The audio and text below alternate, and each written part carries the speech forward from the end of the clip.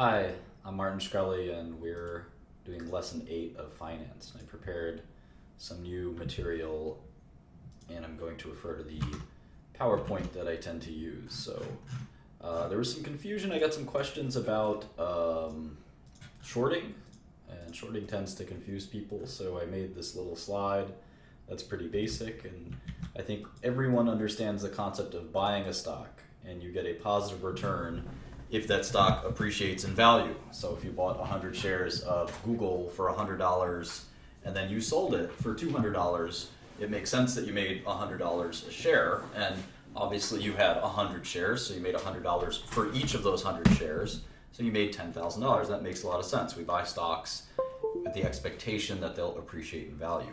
With shorting, it works the other way around. We actually sell the stock first, and that's something that is, I think, a lot of pretty complicated to people. That's some concept that is a little frustrating, and I think that's one of the reasons people tend to avoid or not understand short selling. I think even professional investors don't really understand how short selling works on many levels. But when you short a stock, you actually have to borrow.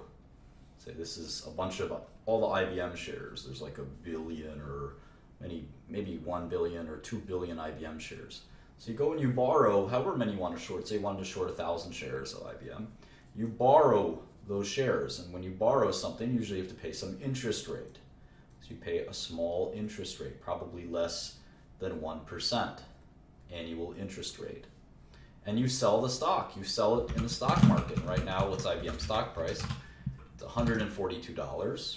So if you sold 1,000 shares short at $142,000, $142 each, you'd receive $142,000. And let's look at two scenarios. Let's say one scenario is the stock went to 100, and one scenario is the stock went to 200. So right now you have received $142,000 in cash, and you are short 1,000 shares of IBM. You have a negative symbol next to the quantity. Your brokerage statement might say quantity, and it would say IBM, negative 1,000. Cisco, let's say you owned 1,000 shares. And this, we use the terminology, we say, I'm long Cisco. I'm long Cisco. And you never say, I hear a lot of people saying this, long on Cisco. You would never say that. It's long. Long is the verb. And it doesn't take an argument. So it's, I'm long Cisco, or we're long Cisco, or something like that. And you would say the opposite. Say, I'm short IBM. You could also say, I've sold short IBM, something like that. And so you're short IBM at $142 a share. That is your basis. That is your basis. This might be easy to you, but a lot of people are confused by this, Casey. So we want to encourage people to understand it.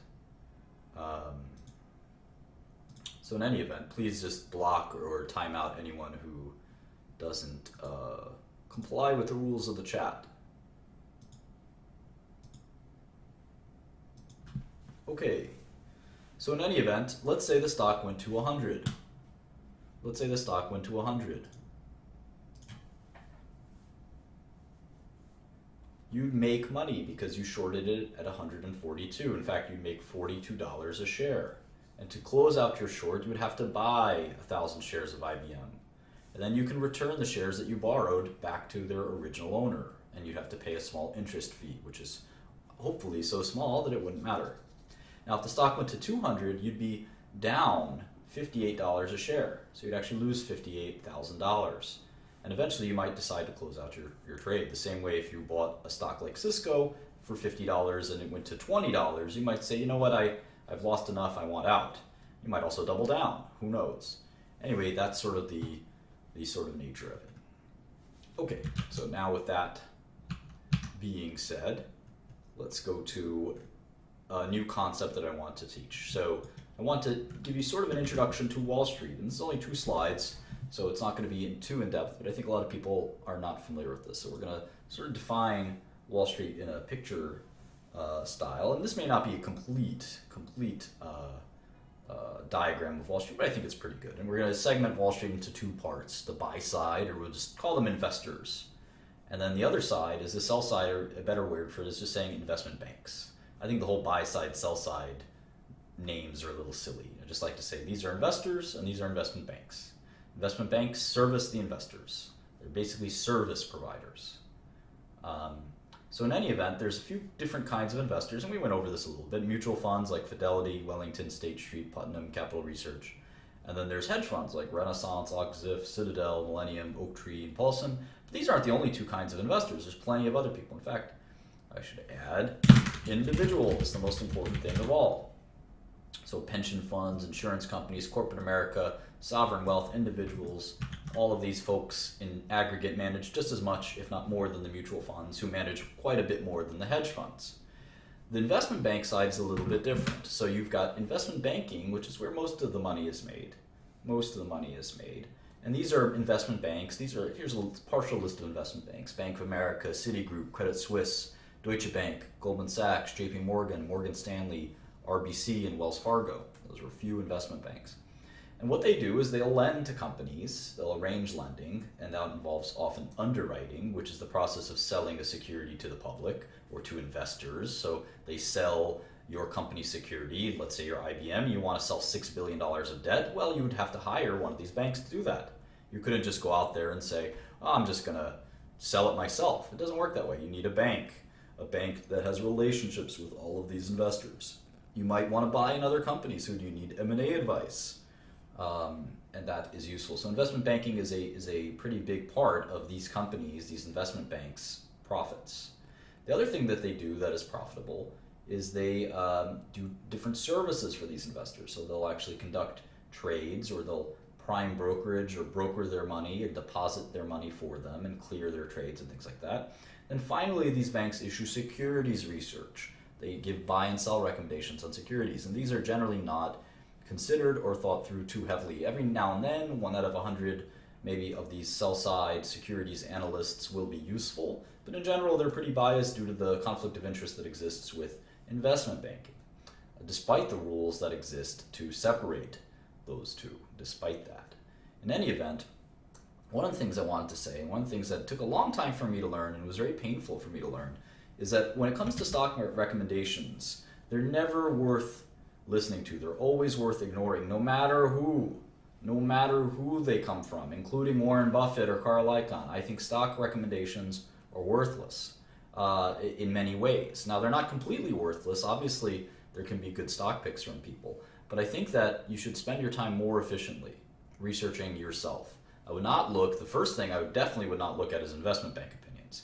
Then I certainly wouldn't look at other investors' opinions or their holdings. You can look up an investment fund's holdings. I would worry about learning securities by yourself and learning lateral skills. I would definitely not spend my time looking at other people's opinions. It's not that they're completely worthless. It's that you want to win at the game of your own time.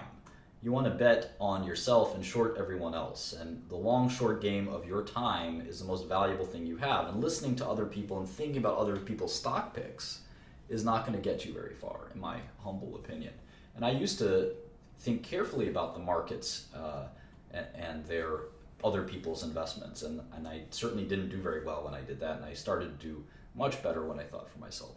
So in any event, that's sort of what I'm thinking about there. Lateral skills are things like, well, if you're looking at, like, for example, what I did, I was a pharmaceutical investor. So instead of spending my time worried about what other pharmaceutical investors were doing, I learned a lateral skill of pharmacology. I studied deeply in fields like pharmacology and medicinal chemistry and other areas, just general preclinical science. And these were important to me to help me be a better pharma investor. When it came time to be an entrepreneur, these skills came in handy. These skills came in handy. So it was much better for me to spend my time doing this than it was to worry about 13F filings or being on the phone all day talking to other investors, watching CNBC. All of this was not completely useless, but relative to what I could spend my time on. Remember, I only have 24 hours in a day, so all of this was comparatively useless. This was useful stuff. This was stuff that people didn't know, that people couldn't match with the skill of investing. This is just garbage comparatively. Now, I know there's plenty of people that do this who are quite successful, but this is just my tips for success. So in any event, it only took 10 minutes, but I think there's a lot of information crammed in there. And so one of the things that we're going to do, we've been looking at the technology industry for a little bit, and one of the things we're going to do is try to fixate on one subsector. And by the end of today, we're going to pick one, and we're going to pick one by vote. We're not going to pick one based on my own opinion. We're going to pick one by your guys' opinion. But before we do that, we're going to go run through a couple more tech companies. And one of the big subsectors we have to look at, of course, is telecom. It's up to us. We're going to pick one subsector. Tech is so large that it's kind of hard to look at all of it. In fact, I know companies that have 20 or 30 investment analysts that want to cover the technology industry, and that takes a lot of firepower. So for us, we're going to actually just stick to one of these subsectors. I don't know if it's going to be software or semiconductors or hardware or internet or what, but we're going to pick one at some point. So in any event, let's kind of continue along our path, because I think we learn a lot as we successively look at more and more companies. So Alibaba is one such company, and Alibaba does not file 10Qs and 10Ks, and this is interesting. The reason they don't do that is because this is a company that is based, as you can see, they're not based in the US. They are based somewhere else. I think they're maybe based in China, for instance. Let's take a look. I don't know, I can't tell by reading this.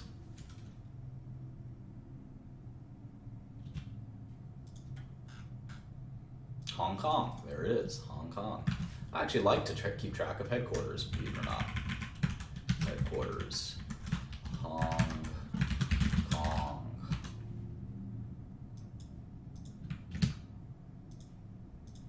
All right, so Alibaba. I don't know anything about this company. Let's take a look.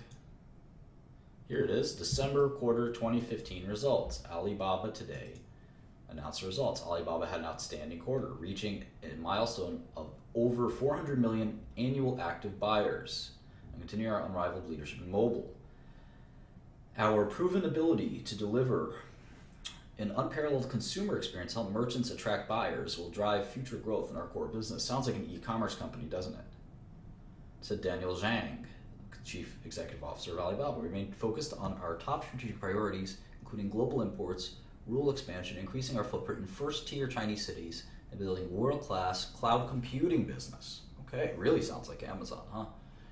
We had excellent results. We achieved impressive revenue growth, and we're increasingly monetizing the user activity in our marketplaces, particularly mobile devices. In this quarter, revenue grew 32% year over year, and China retail marketplace revenue grew 35% year over year, said the CFO, Maggie Wu.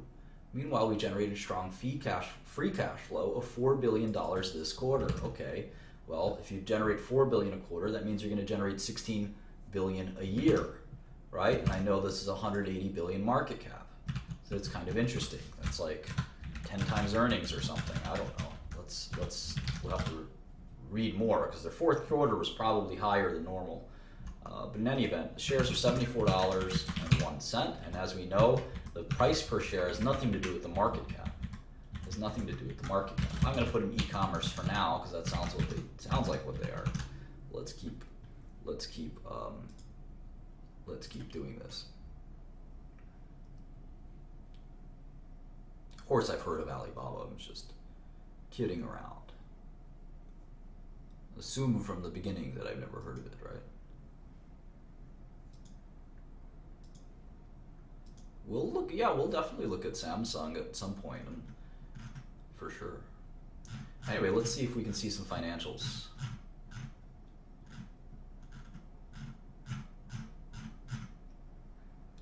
Well, let's see. It's always tricky with these foreign companies. This is actually add this to my spreadsheet. Hang on one second while I pull that up. PowerPoint. Secret documents I don't want you guys to see. All right, here we go. Foreign companies. I should add that to the whole markets and portfolios. foreign companies. So there's two kinds of foreign stocks. Stocks in foreign companies. So there's local shares, which are shares that are traded on a local exchange. For example, Roche, Nestle, etc. Then we have ADRs, which are American Depository Receipts. Depository receipts, there you go. And a good example of that is Alibaba. And there are many, many other examples, in fact. Novartis has both ADRs and local shares. You could trade either one. And local shares are always traded in local currencies. ADRs often have a ratio of 1-to-1, one ADR for one local share, but not always. So you have to watch the ADR details, and they're not always easy to know, but once you know them, they generally stay the same. So in this case, one receipt, one ADR is one share, it looks like, of Alibaba. In fact, I think they're sort of only ADRs, and it's sort of a complicated listing. They have 2.588 billion shares. And you can see here the RMB, which stands for the Chinese currency. So then they have the US dollar version of those results. So there's a lot to deal with here. So let's start making the model. And we won't go into tremendous detail. So maybe we can, I know we've been spending like an hour or so on each company. Let's go a little faster if we can. I don't know if I can type that fast sometimes, but I'll give it a shot. Baba. You know, in my old country, from Albania, Baba is like the nickname for father or grandfather. So Baba was my late grandfather's nickname. Anyway, $74.01. How many shares outstanding? 2.55 billion. So the market cap is 189 billion. Now we're starting to get to smaller and smaller companies. That's still a mega company, right? 188 billion. But compared to these guys, like Alphabet or Apple or Microsoft, this is half of them. And you'll see we rapidly kind of decline. I'm actually not a Muslim. I'm a Catholic, but like I said, we're going to ban any comments that are not relevant to this chat.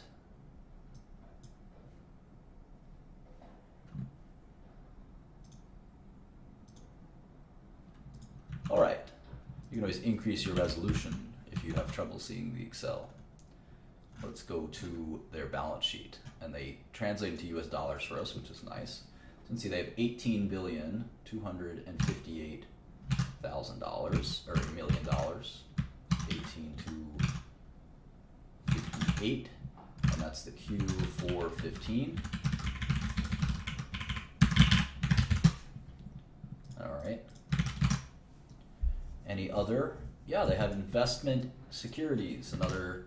I think they have a Yahoo investment, or Yahoo has an investment in them, or something like that. I think it's Yahoo has the investment in them. I think that's how it is. Plus 203, plus 318. They have a lot of different pockets of cash. I gotta include all of them.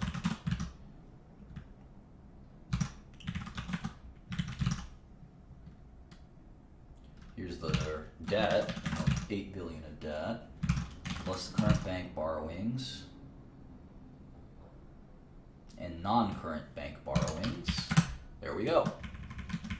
So their enterprise value is 161 billion, 27,857 in net cash.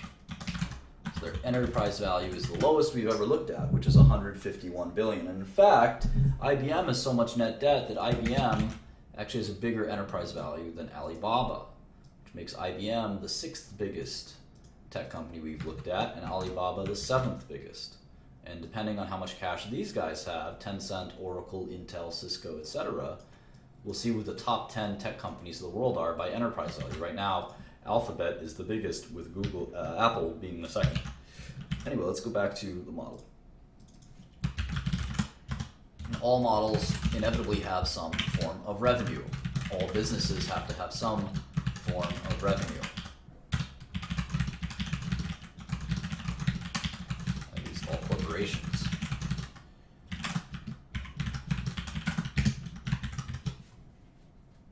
All right. And a lot of you ask questions about how to do this stuff like control left, control right, control up, control down, shift, space bar, control space bar. These are all different keystrokes you can learn, and I'm sure you could just Google Excel keystrokes and it'll come to you over time. F2 is another important one, control 1, there's a number of important keystrokes. Alt-Tab, there's Windows keystrokes, and learning them all will increase your efficiency. Anyway, let's look at revenue. They had $5 billion of US dollars of revenue. So I want to say, in fact, as they look at the 9 months, they had 12 billion. So it looks like on average, they're doing 4 billion a quarter, right?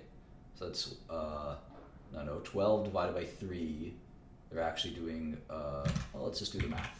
Plus 11,880 divided by 9 months times 12 months, they're gonna do 16 billion on, rough numbers, 16 billion in revenue.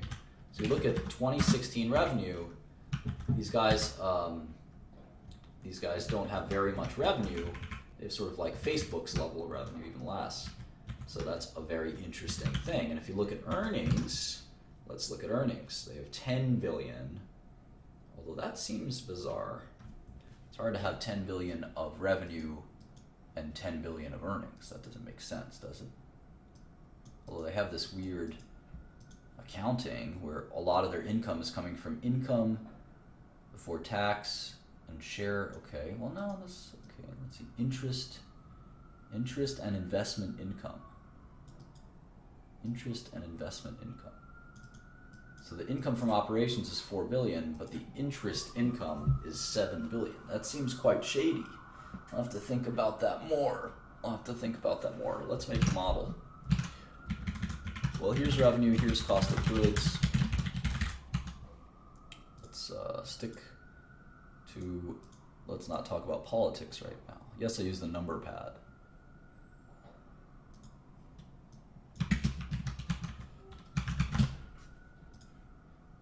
All those numbers up there are negative. I'm not sure what you mean by that. All right, 5,333, cost of revenue.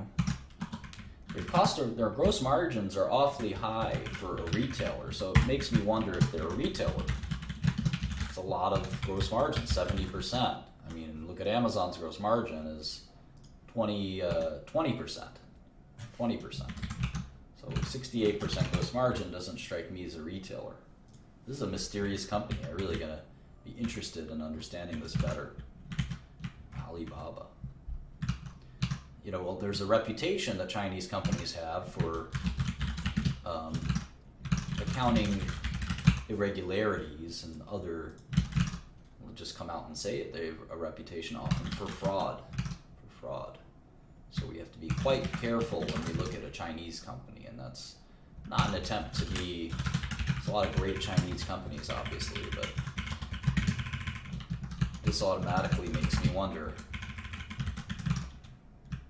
Product development, we'll just call that research and development.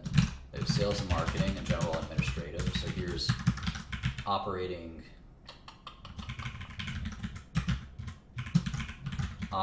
expenses, operating income.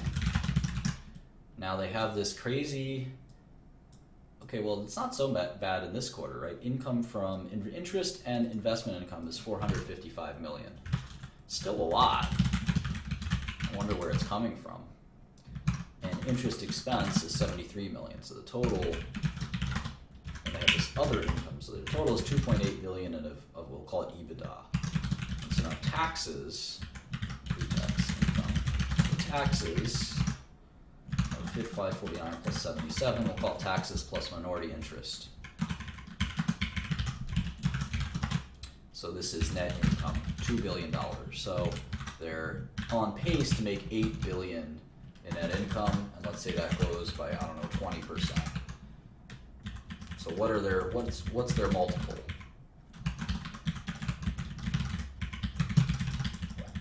What's their earnings multiple? Let's see.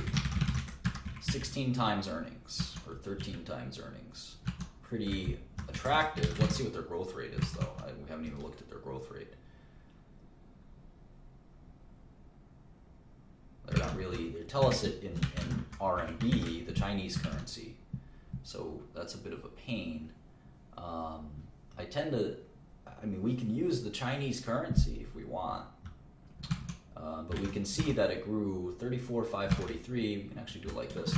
34,543 divided by 26,179. So local currency's revenue grew 32%. That's a lot. So you get 32% revenue growth, close to Facebook's level, close to Amazon's level, but at half the price to earnings, half the enterprise value to earnings. That seems like a bargain. It seems like a bargain. Their operating margin is also very high.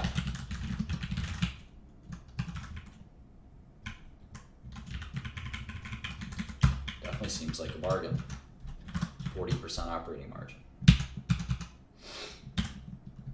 So we have to learn more about the business, but I'm very intrigued by this. Very intrigued by this.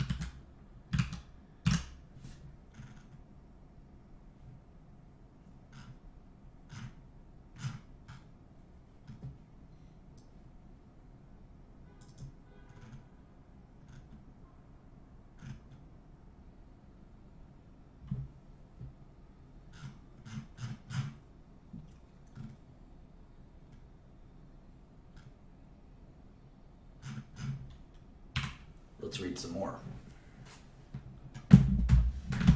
China retail marketplace revenue and mobile revenue.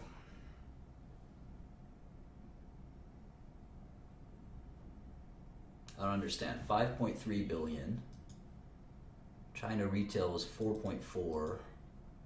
The mobile revenue is 2.9. How does that make sense? How does that make sense to me? 400 million active buyers. We should probably keep track of that. MAU.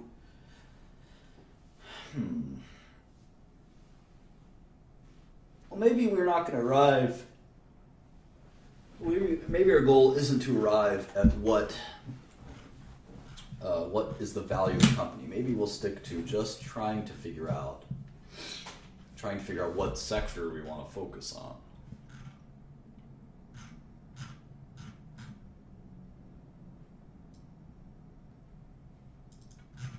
So we got a brief sketch of Alibaba. Brief.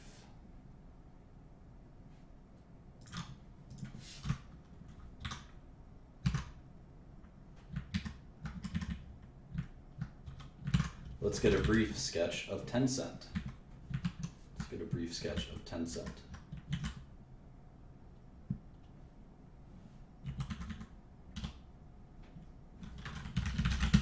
Tencent may not even file SEC filings. They don't even have an ADR. Let's take a look. This is sometimes called a level 3 ADR, which is a kind of a non-sponsored ADR.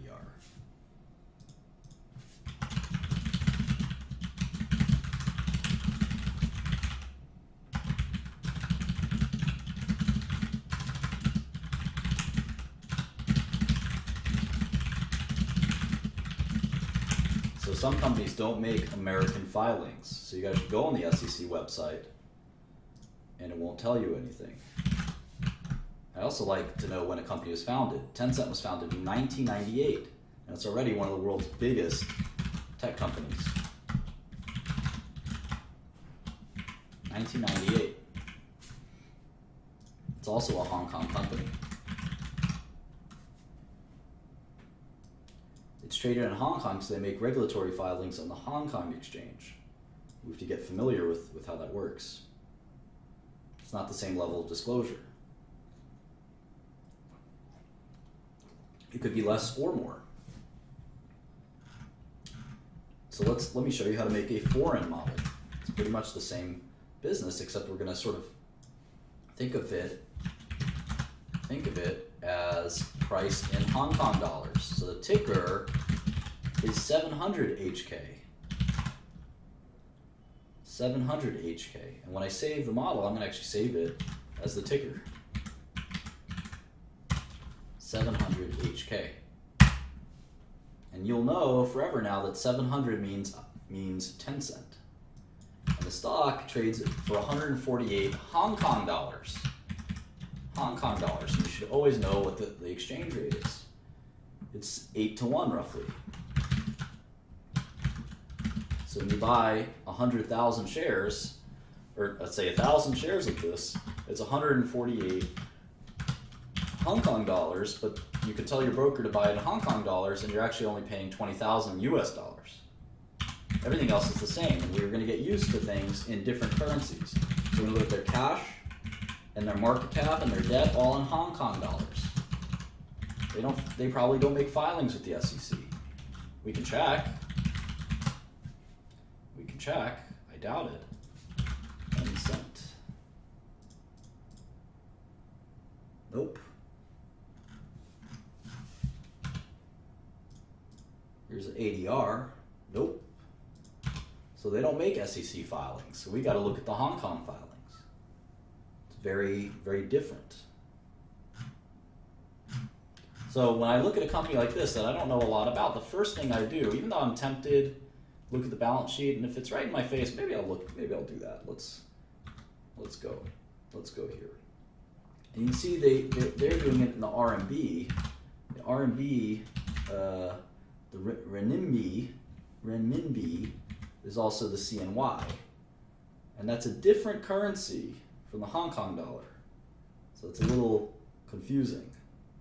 So we actually have to make that adjustment here. The cash is going to be in the Chinese, let's say RMB. So the market cap, we have to like translate all this stuff. It's a little frustrating. There's no 18K, 6K, 10K. There's no filing whatsoever. And that's common for a foreign company. Why should they file with the SEC? They're not required to do that. This stock isn't traded in America. So in some countries, the balance sheet is backwards. You actually have the cash in the bottom in many different countries. So we go from the bottom and you see how much cash they have. They have 46 billion Chinese dollars or Chinese yuan or renminbi. So you add all this up the same way. And you can see there's different, like, what's a term deposit? What's a term deposit? That seems like cash to me, but you don't normally see that phrase in the US, term deposits. Term deposits. Available for sale financial assets, well, that's sort of an investment, right? 31446. Investments in associates. That's tricky, but let me put it as cash for now. Investment properties. Investments in redeemable preference shares. Okay, I think I've got all the cash accounted for. It's 205 billion. 205 billion. That's a lot. Wonder if they have any debt. I wonder how many shares outstanding they have. I wonder a lot about this company. I'm very curious about it. Where are the liabilities? There they are. So here's the borrowings. Not much. 6 billion here. Oh, there's 40 billion there. 7 billion there. So they have 54 billion in debt. So now the renminbi, or the Chinese yuan, I don't know how to say it, trades a little bit differently from the Hong Kong dollar, which is 7.75. The CNY is 6.49. Now they're close enough that there's 151 billion in net renminbi, which means, let me just link this model, which means we can come up with the US dollars net cash. And this is 6.49. So this is 23 billion, $269 in net cash. So 10 cent is got a slightly higher enterprise value than IBM. And we could do this in Hong Kong dollars. Their stock price is, 148. And we don't know what kind of company it is quite yet, but we'll look at that.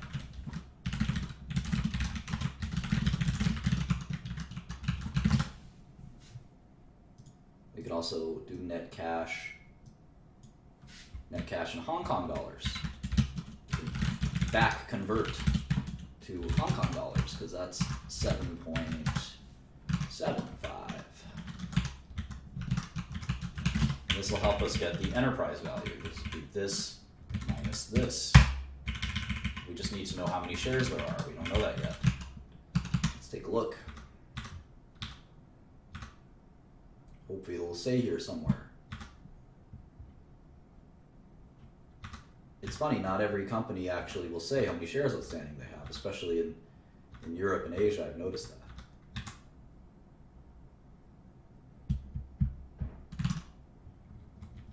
Interesting, they say they have net cash of 21 billion. Of course, there's all these other investments that we're including.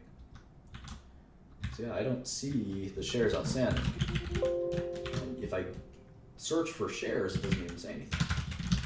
So it's very frustrating.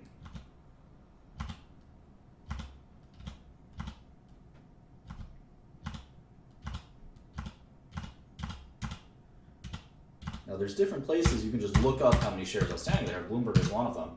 I can just type 700 HK, equity DES, and then I see the shares outstanding is 9 billion. 9 billion shares outstanding. So maybe we'll plug that into the model. 9404, and the market cap is $1.3 trillion, which makes you scratch your head, but if you translate it from Hong Kong dollars, you'll see that it's 180 billion. $180 billion, which makes much more sense.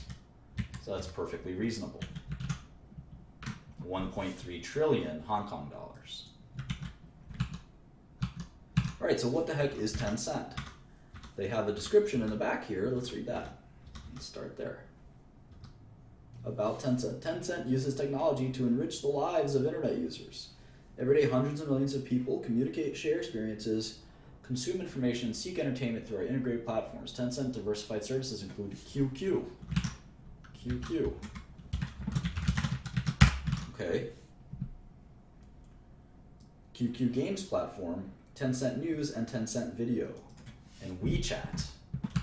WeSin or WeChat. QQ Game. Tencent News. And Tencent Video. I know they have League of Legends. That's probably a very small part of their business, but Riot Games. Let's leave it at that. So I'm just gonna write internet. It's an internet company. Let's leave it at that. Now let's make their model. And the model is gonna be in RMB. Remember, the model will be in RMB, and we don't have to write RMB, but let's do it there just in case you get confused. But if you're a pro, you just do it in their local currency. You don't even worry about dollars. You never even worry about dollars. You trade the stock in Hong Kong dollars. US dollars will never enter your brain. And when you become proficient at it, that's how this works. And you can see there, it's all the same, except, it's revenue is revenue, it's a model is a model. You can see right here. It's all the same, except it's an RMB. So let's look at the revenue. They have something called VAS revenue. They have something called advertising. We know what that is. And then there's others. VAS is probably value-added services, is my guess. So let's see, Q3 2015, they did 2547, 4938, 1109 for total revenue of 26 billion renminbi, which is like 5 billion US dollars, right? 5 billion US dollars. I don't know why they have two columns here. That's kind of interesting. Oh, they've got the prior quarter as well. They've got the prior quarter as well. So let's put that in. That's pretty handy, I would say. So they did 23 billion last quarter, 26 billion the next quarter. So if I just add those two together and multiply by 2, they're going to do 100 billion RMB a year. And remember, the RMB exchange rate is, I call it Chinese yuan or won, 6.49, 15,415 billion dollars. So where's the revenue? 15, $15.415 billion. How about earnings? Well, let's go to the model. We just did revenue. No, you have to look at it carefully. VAS is 20 billion. The total revenue is 26 billion. Anyway, cost of revenues. We do a year ago as well while we're here. Yeah. These are all in millions. Okay, so year ago revenue, 16,047, 2440, 1321, cost of goods sold. Yeah, typically the quarterly statements are unaudited, because you do an audit once a year, typically. So keep that in mind. That's not uncommon at all. All right, so there's gross margin. What does that look like? 60%. Gross profit, gross margin.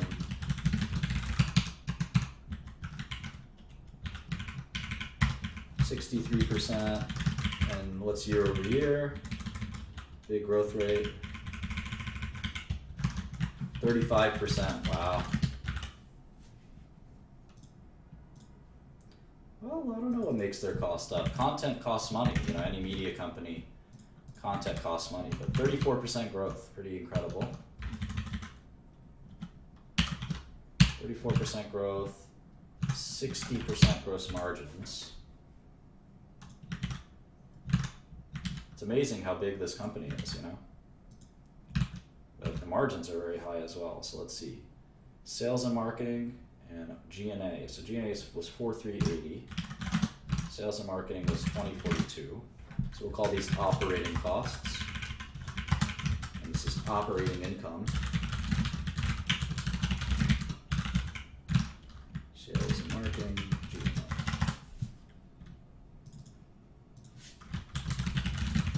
Yeah, the yearly is always audited.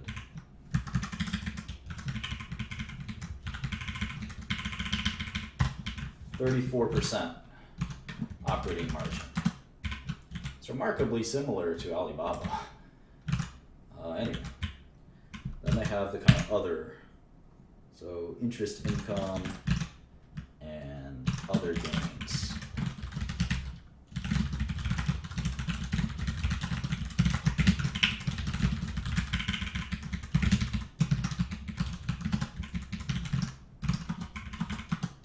Taxes and finance costs. Well, finance costs should come out of here.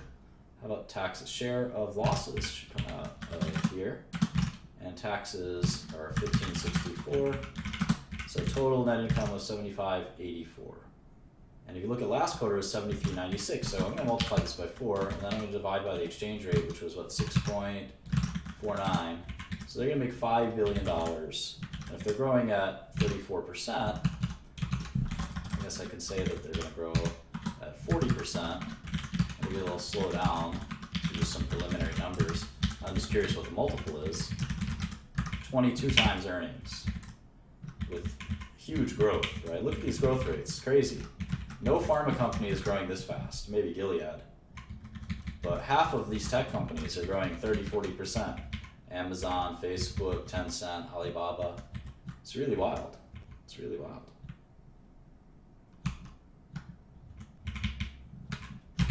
So let's do this one. And can anyone go to QQ.com while I go to this and tell me what QQ.com is? You guys can pitch in and do the work with me. What the heck is QQ.com? You could be my investment analysts. Are you even looking at the right numbers? I don't think so. Let me do this one more time.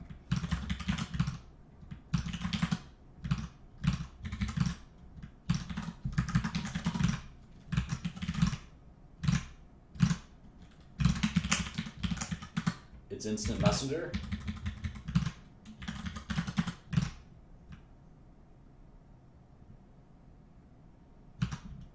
It's in Chinese. All right.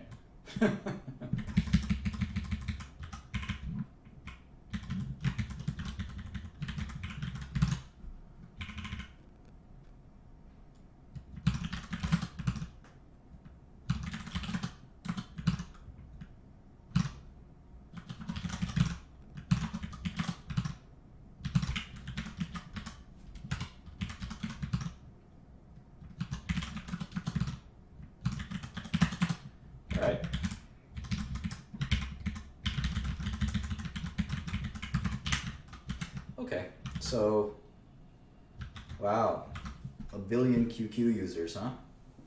That's like, it's like twice to 3 times as many people as live in our country.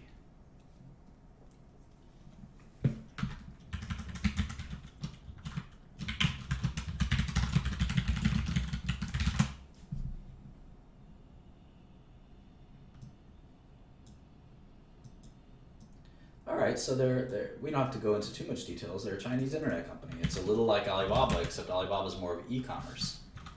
Sounds like Alibaba's more e-commerce, and this is more internet. Let's do Oracle real quick. I think I want a soda or something. You guys mind if I take like a 2-minute break? Be right back.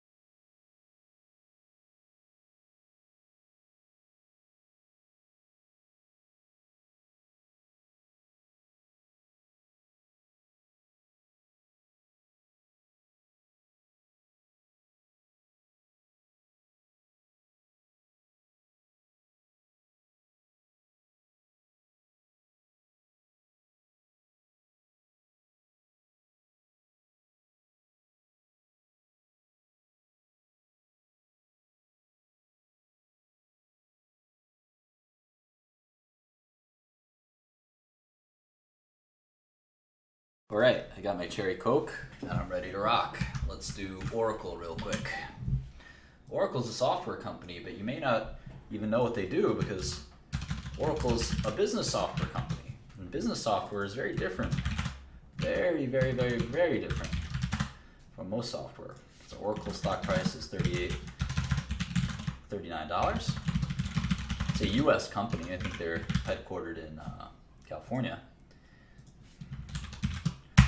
It is. And they thankfully make some SEC filings, so we can just go here. My mic is on, right? Okay.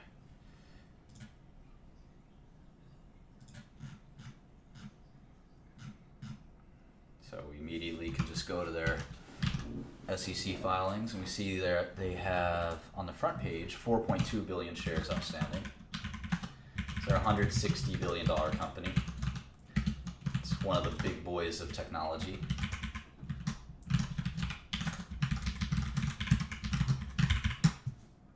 I like to jot down what calendar quarter I pulled this information from. All right, look at that cash. 17,401 plus 34,924. It's a 50 billion in cash. Holy smokes. And there's some debt, 39,940. So they got a lot of debt too. Another 2 billion in debt. I wonder if they have any investments or anything. Nope, doesn't look like it. All right, so they have, that's pretty much it. About 10 billion in cash, net cash.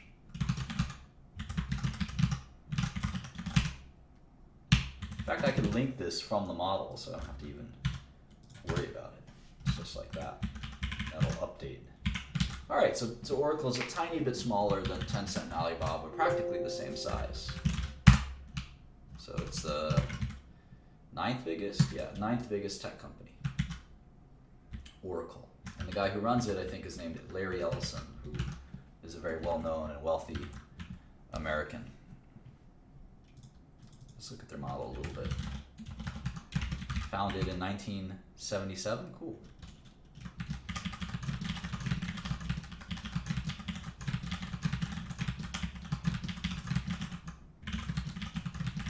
See, all the models have the basic same format: revenues, costs, earnings. Wrote made in there by accident, I like to put main up here so I can go back and forth in the file. Anyway, here's some, whoa, they really changed the way they report revenue. Holy smokes. They got cloud, they got all this stuff. Let's try to keep tabs on this. Cloud software as a service. Okay, let's just write cloud SaaS, software as a service. All right. And that's Q3 or Q4 or whatever. This is 484. Then they have cloud infrastructure as a service, IaaS, new software licenses. So this is just license revenue. So their main software is database software, which we'll talk about in a second. License updates and support, 4683. Hardware support.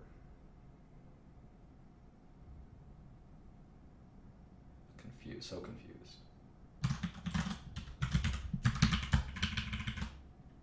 All right, and then total services revenue.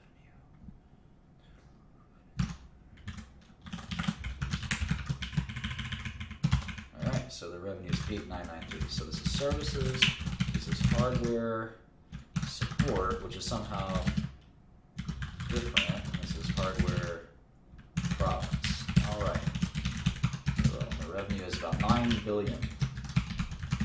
9 billion. And you can see it was higher last year, which is telling you something. They're one of these old tech giants that's kind of lumbering and not quite disappearing, but having problems. You can see their license revenue has dropped big time, and that's really important. You'll see license revenue is crucial to an enterprise. This is called enterprise software company. See 9598, 8993. So revenue dropped, but it probably had some currency impact. When you have such low growth, the currency can actually swing it more than anything. So revenue growth year over year is negative 6%. Negative 6%. Negative 6%. That's actually the worst revenue growth of every major tech company. Oracle's dead last. Worst revenue. Oh well. Let's see what so if it's 9 billion a quarter, 2016 revenue might be 36 billion. You know, we're just gonna put that out there. Let's do the rest of the model. Operating expenses. Oh my God, look at this list. Holy smokes, have you ever seen this many lines for operating expenses? What a pain. All right, sales and marketing. Not that kind of S&M. R&D, 1444. Cloud software as a service and platform as a service. This is insane. I don't know why they would do all this. Such a pain in the neck.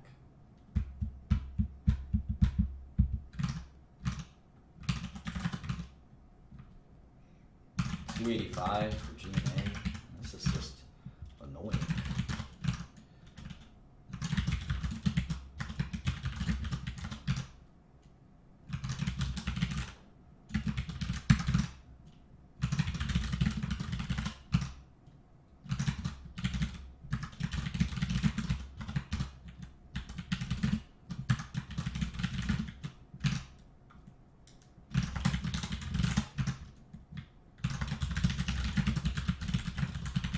Thank you.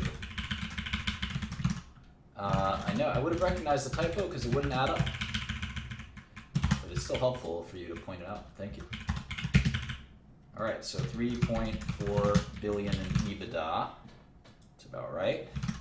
Interest expense, minus 371 plus 84. So pre-tax income 3 billion. Taxes of 471. Net income of 2.7.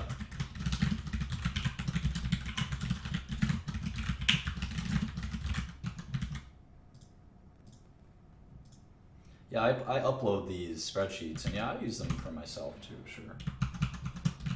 So let's see, earnings for this company would be maybe 11 billion.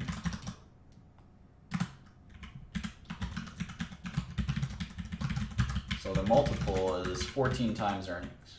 14 times earnings. So pretty low multiple. We can actually do an average multiple if we want as well. The average tech stock trades for 29 times earnings. Of course, we're including Amazon, so we can actually do this kind of neat thing in Excel. It's called trim mean. And you can take this and you just say, give me the 80% median. And the average tech company is actually much more reasonable. It's 17 times earnings and 15 times earnings. So it probably excludes the lowest one, which is Apple, and the highest one, which is Amazon. So it just takes the mean of everything else. And it turns out that if you look at, and you can do the same thing for here, so the average tech company is growing revenues by 14%, excluding the outliers, and you can buy it for 17 or 15 times earnings. That actually is a pretty good portfolio if you just bought all of them. The average drug company is about the same, except it's not growing at all. The revenue growth is zero in pharmaceuticals. It's zero. So the fact that tech revenues are at least growing, I think that's pretty cool. That's pretty cool. So it tells you something. Now, if we look at more of these, like Intel and Cisco and SAP and Qualcomm, there may not be as much growth as a couple of just these internet companies, you know. Nevertheless, I think that's pretty neat. Let's do one more quarter here, and then maybe let's look into Oracle's business a little bit, so we can decide as a group, which we'll decide around 8:45. We'll take a vote of which sector are we going to look into in detail.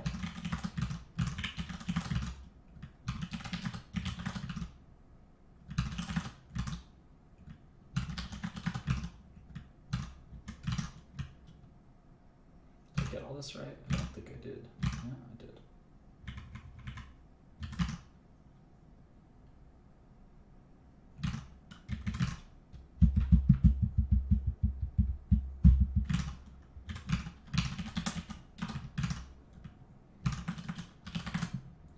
Always check it later. So you see the drop in. You see the drop in all of these things. So gross margin is a little hard to calculate for this company. We can eventually do it, but let's just calculate the operating margin. It's pretty high. It's pretty high. 39%.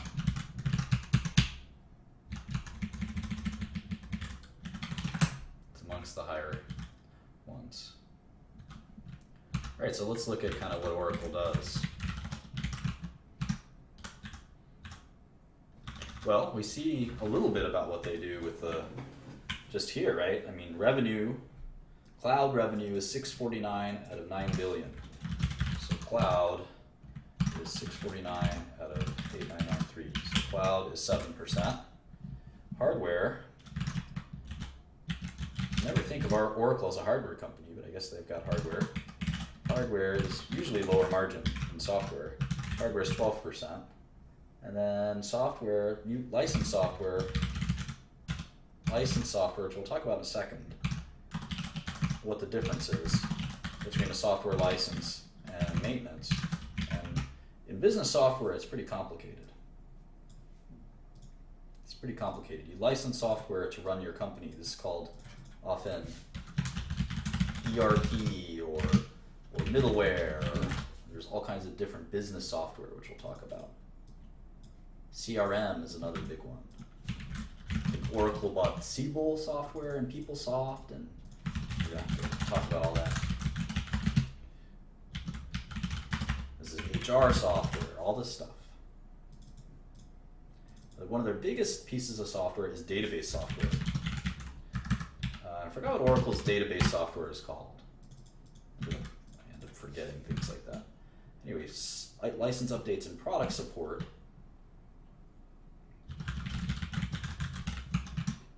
is 4683 over 93, and services should equal 100 soon. 861 over 890. So here's their breakdown, and I'd like to be able to break down these two some more, because I don't know how much is database versus ERP versus middleware, but obviously the big competition is software as a service, including CRM. So the old way of software is kind of what Oracle does, and that's why the revenue is declining 6% a year. So keep that in mind. They also have Java. All right, let's look at Intel. Everyone knows what Intel does, right?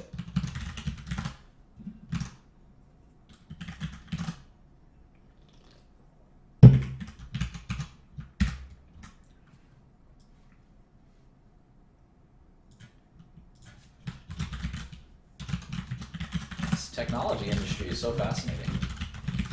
It's so much more interesting than the pharmaceutical industry.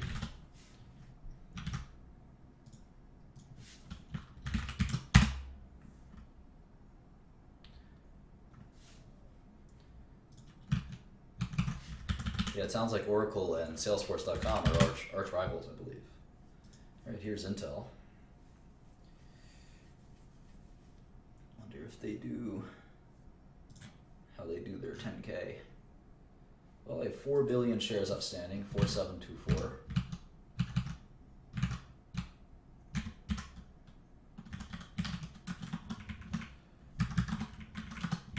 So, $150 billion company.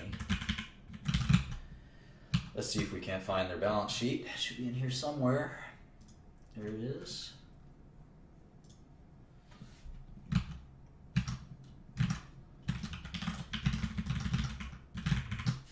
So Intel is like the only hardware company in all of this. Maybe Apple is the only other one, right? So it's interesting. Here's hardware in Apple, and everything else is, software. Well, Amazon's a retailer, IBM's a consulting company, but you can see that a lot of these are kind of like software based. Intel's a hardware based company. You can see the hardware companies never really end up becoming much, although Apple kind of is a consumer products hardware company. So, but you can see a lot of the hardware companies aren't that valuable. So it's kind of interesting. Intel being the kind of granddaddy of them all is very valuable, but it's not the size of Facebook or Google. So it kind of shows you software is sometimes better to own than hardware, but we can debate that some other time. Intel hasn't, I don't think their stock price has grown in a decade or many decades. Let's see.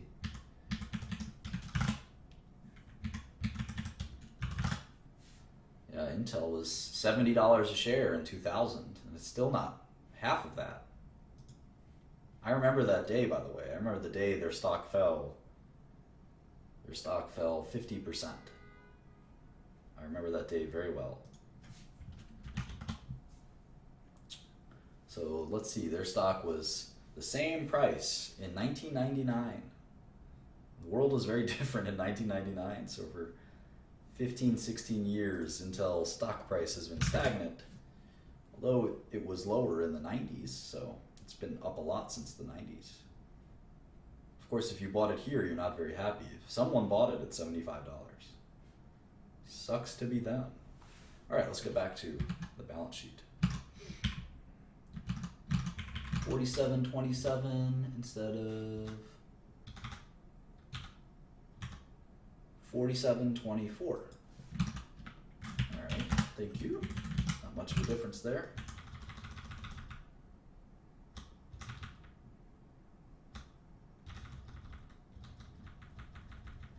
All right, where's that balance sheet? All right, 15308, 2682. I wonder what they refer to as trading assets. I wonder what that is. Marketable equity securities, other long-term investments. All right, how about debt? 20036, 2634, accounts payable, etc. That's it. So not much cash, net cash, 2 or 3 billion. They probably do a lot of buybacks and dividends and things like that. But Intel is now in our top 10, the number 10 company. Number 10 company here. All right, let's quickly jump into a model.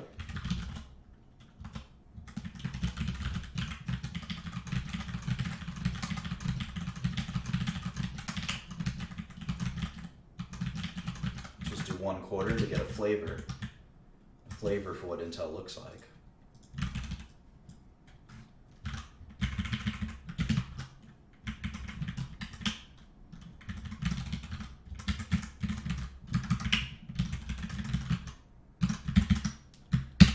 Press release. It's a little easier.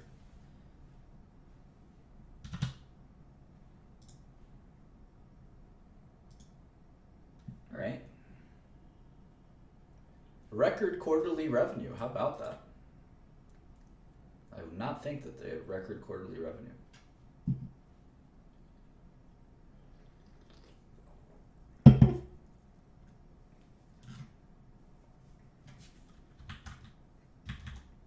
See if we can't find an income statement. Here it is.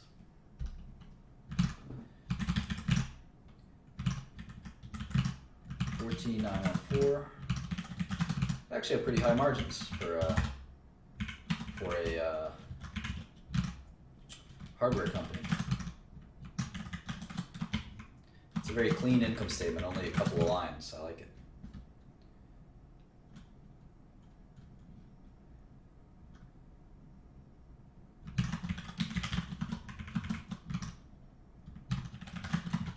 A lot of taxes.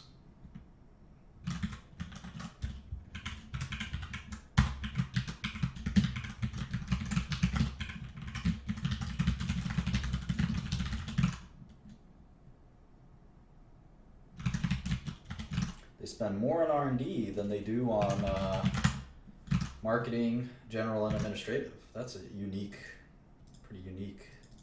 A lot of money on R&D.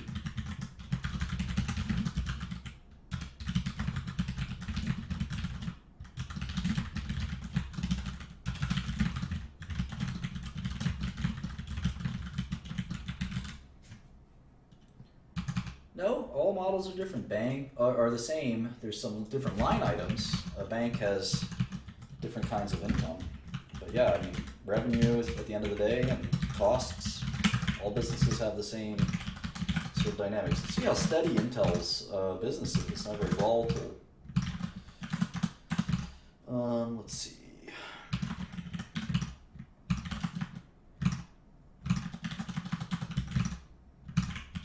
Sort of it's very much a barriers to entry business. It costs a lot to make semiconductors on the scale that Intel makes them at. They don't really have much competition. So 1% revenue growth.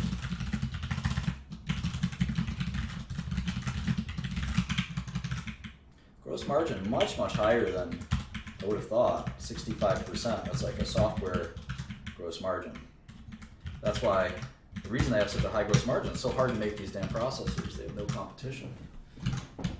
So 64% gross margin, 29% operating margin. Let's think about what their revenue might look like.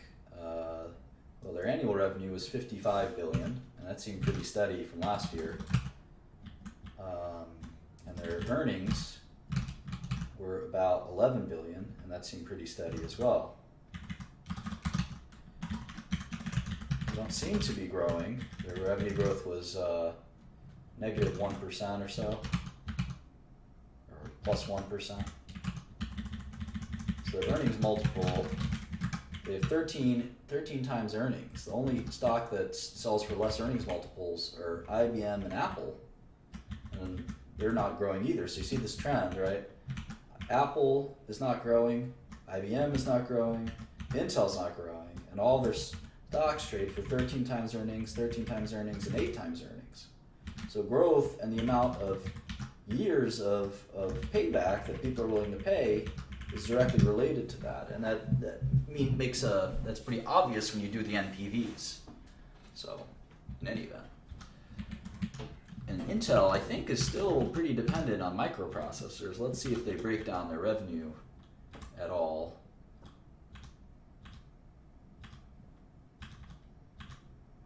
Here it is. So they have client computing, which is kind of their processing business. Let's go back to the model. Client computing group, that's processors, right? 8756. And then they've got this platform data center 4308. I don't know what that is. And then they've got software, 543, a very small business for them. They've got other. So the total should equal 1494, 14914. It doesn't appear to, maybe due to a typo. Let's see, 625, yeah, little typo there. Should be 625. No, there's one more group I'm missing. There's an Internet of Things. Internet of Things group. Whatever that is.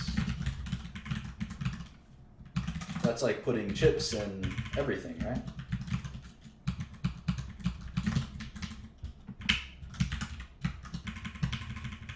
Cool. And you can see that the processing group is shrinking. It was bigger last year, but all the other groups looks like they're growing. Well, maybe not software, but all the other groups seem to be growing. So I don't know what the desktop PC market will look like, and I don't know if they're only desktops. I'm not so sure. I'm guessing they do. Let's look at the 10K. Maybe they'll break it down further for us somewhere in here. Client computing. They have the Intel Quark, the Intel Atom, the Pentium, the Celeron. I'm gonna write all these down. Quark, Atom, Pentium, Celeron, Core M, Core I think I have an I. Xeon, that's for servers, right? Xeon Phi, and Itanium. We gotta learn about all these processors.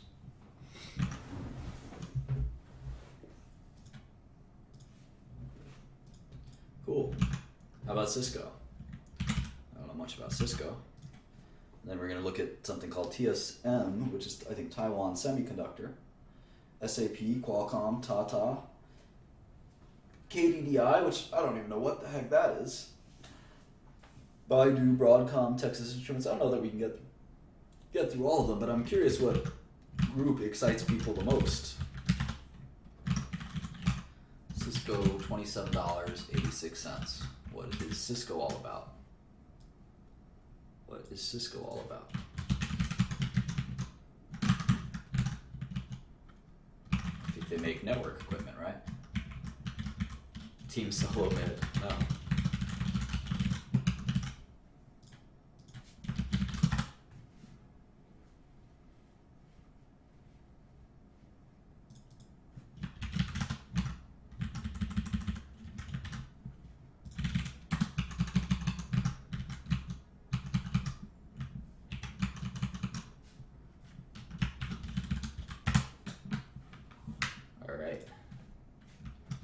Let's pull up their file.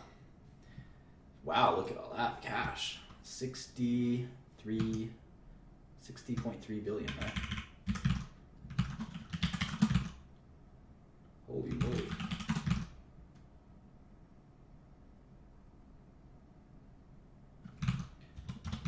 $60 billion of cash. They have some debt though. So we gotta net out that debt. 3 billion here. 21 billion there. Looks like it. Right.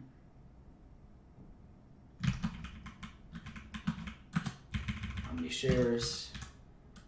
5 billion. All right, so their enterprise value is much lower than their market cap due to the significant amount of cash they hold. That should make sense to everyone. If it doesn't, you gotta go rewatch some of the lessons or read the PowerPoint. Their enterprise value is only 100 billion. Is really, I think, really telling.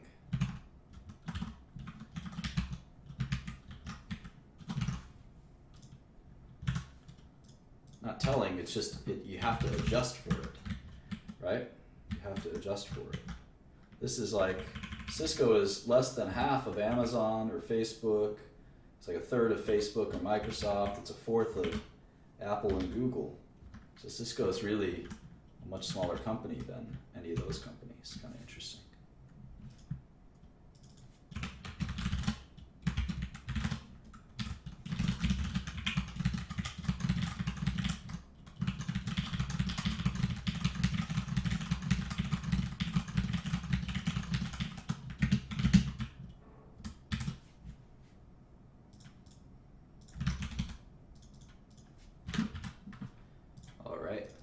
few quarters, or maybe 1 quarter.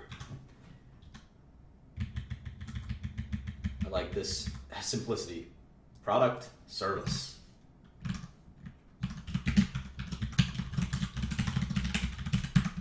Isn't that simple?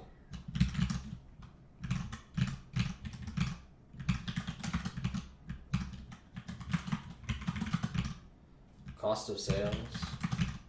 So you can have margin for both of product and service.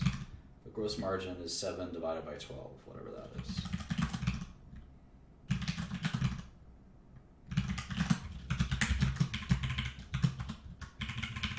Operating margin is 3.5 divided by 12.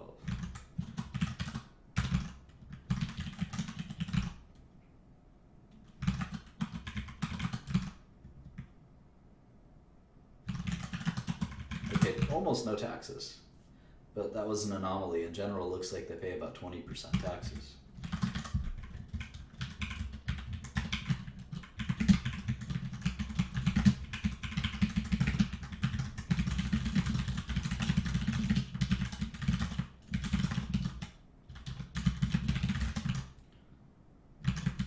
See, Cisco has much more sales and marketing than R&D. Let's contrast that with Intel. It's kind of interesting. Wonder what the heck Intel is doing in that R&D lab. I always think cutting R&D is a great way to short-term make a lot of money for shareholders. But if it's bad R&D, if it's good R&D, you don't want to cut it. You want more. It's pretty obvious to say that. It's hard to do it.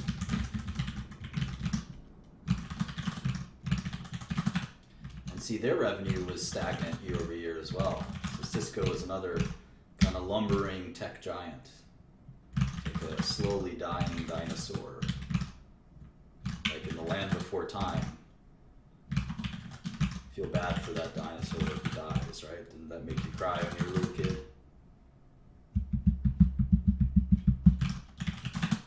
All right, so trying to understand the difference between spendings. Seems a little off. Maybe there was a one-time charge, or no, there was this big tax benefit. That's one part of it. There was a margin improvement. This is such a big difference in income. But if we just look at the 6 months, we'll say that there's about 50 billion in annual revenue. There's about 11 billion in earnings. So if you look at the earnings, it's really remarkable. It's 9 times earnings, which is a very low multiple if they ever start growing again, but it doesn't look like they're growing, maybe 1% growth. So this is a common theme. These low growth companies trade for very little on an NPV, or not an NPV basis, but a price to earnings basis, but it doesn't make an impact on the NPV, because the NPV accounts for all of that. So it's not like a stock trading at 9 times earnings is any better than a stock trading at 100 times earnings. You still have to calculate it out. Obviously the market is going to pay a higher price, as it should on an earnings basis, but it may not pay a higher price on an NPV basis. The best bargains could actually be the stocks that look to be the most expensive on a PE basis. That's why PE doesn't make sense to spend a lot of time looking at it. It makes sense to spend a lot of time trying to find real value. Anyway, the margins are 62% versus 29%. And then now let's sort of look at what exactly does Cisco do? What exactly do they do? And the 10Ks are best for that. The 10Ks are a lot of fun to read, in fact. Here's a 10K. And you can see how the company describes it in their own words.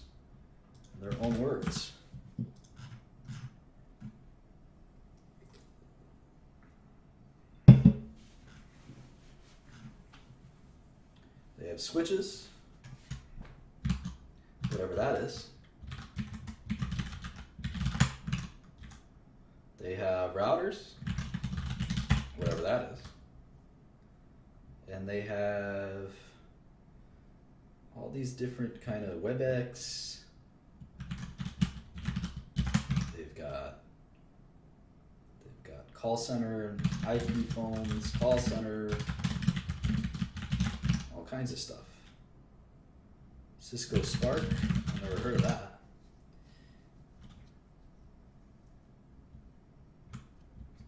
Set-top boxes? Interesting. Modems. Data center. I guess they have some servers. Look at that. Blade servers and rack servers.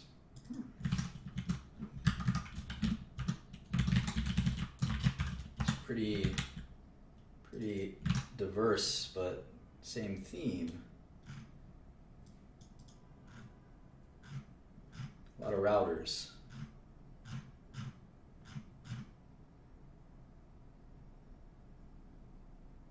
John Chambers was their CEO for a long time. I guess he's retired. New guy.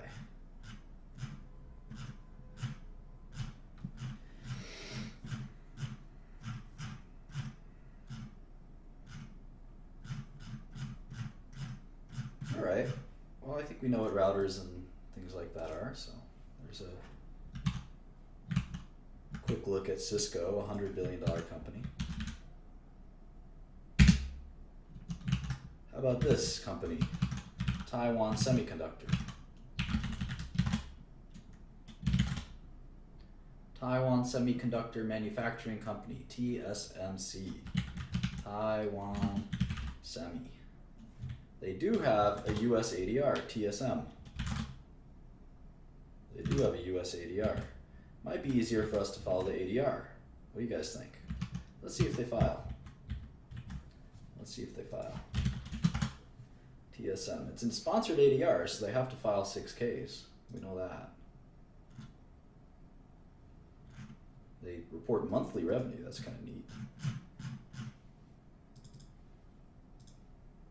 Let's see what else. Oops, wrong file.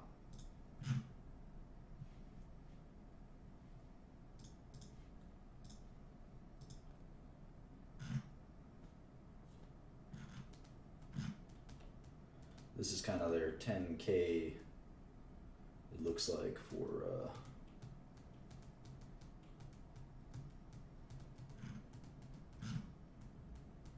these are in Taiwan dollars. What the heck is a Taiwan dollar? $32?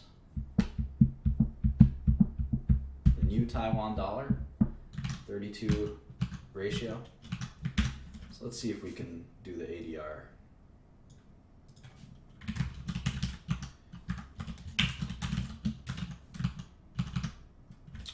TSM, 25.35 shares.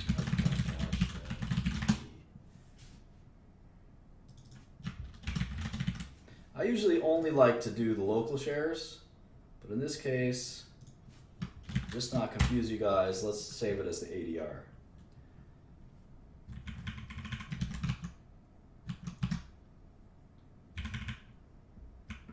I wonder how many shares the ADR is. Let's actually see. We can look it up, right? It says here in the bottom, one receipt is five ADRs. So when you buy one share of TSM, you get 5 shares of 2330 TT, which is that's the Taiwan stock. There's 25 billion shares of Taiwan stock. So we have to divide that shares outstanding by 5. And we get the market cap, which corresponds roughly to 130 billion. Fine. How about cash? Well, we have it in Taiwan dollars, and it's super hard to read, so I'll just do it here. Cash in Taiwan dollars. We'll convert this to net cash Taiwan dollars, and convert to net cash US dollars. And the US dollars is just the Taiwan divided by 32, which I think is the exchange rate. So how many Taiwanese dollars they have? 562, 688. Oh.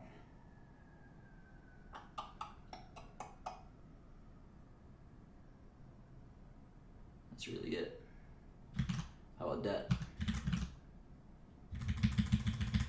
Not much. 191. 965, 39. Sometimes is these foreign companies are often more misvalued than their U.S. counterparts. So it looks like they have $10 billion in cash, roughly. So the American analysts don't want to bother with the foreign companies. They're pretty lazy. That's where a lot of the money is made, in these foreign stocks that the Americans don't want to trade because they don't want to do these currency conversions, and it's just a pain in the neck. But I don't mind the extra work. It's interesting to learn about these foreign companies, right? So you can see they're actually a little bigger than Cisco on an enterprise value basis, but not much. And what does Taiwan Semiconductor do? They're very interesting. They are a so-called foundry, so they make semiconductors for other people. It's my understanding of what they do. I may be wrong. Just want to make sure I got all this right. I think so. Cool. And here's the revenue. It's a little easier to read. You can see their gross margins are about 50%. Their operating margins are pretty high too, about 40%. They do almost no research and development. I think their customers know who they are, so they don't even have to do any marketing. They're the biggest outsourced semiconductor company in the world. Pay 10% taxes, good deal. They're probably Taiwan's biggest company. So, and unlike Intel, their revenue is actually growing. You can see that it's what, 10% growth roughly? Maybe even a little more than that. That's a pretty interesting company. Net income of 300 billion Taiwanese dollars is about 10 billion US dollars, right? 10 billion US dollars. So 11 times earnings. Revenue growth was quite strong. 843 divided by 6. 10% revenue growth. About 50% margins, 40% operating margins. Getting a little lazy here because we have 15 more minutes to go. SAP is an Oracle competitor. I want to show you as many companies as I can before time runs out. SAP also has an ADR. SAP also has an ADR that maybe we'll use instead of the local German stock. Qualcomm, nobody's really sure if Qualcomm's a semiconductor company, an IP company, a phone company, what exactly they are.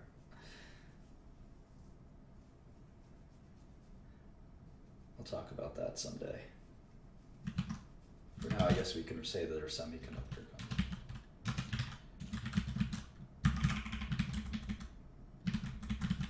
How about KDDI? What do these guys do? They're a carrier. So we're going to move them to the carrier section.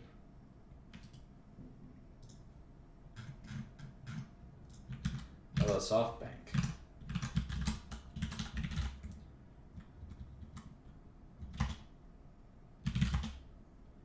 $9984 is their ticker.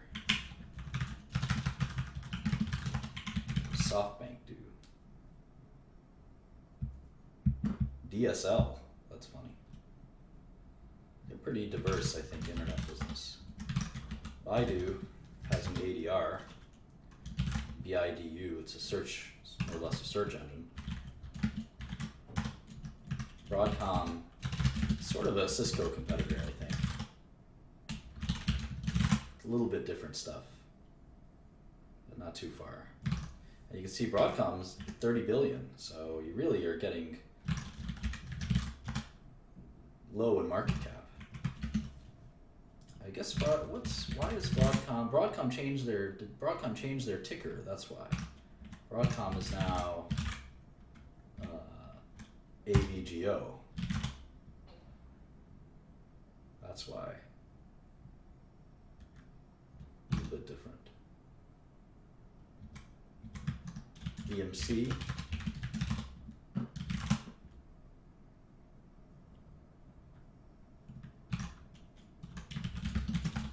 Salesforce.com, Adobe,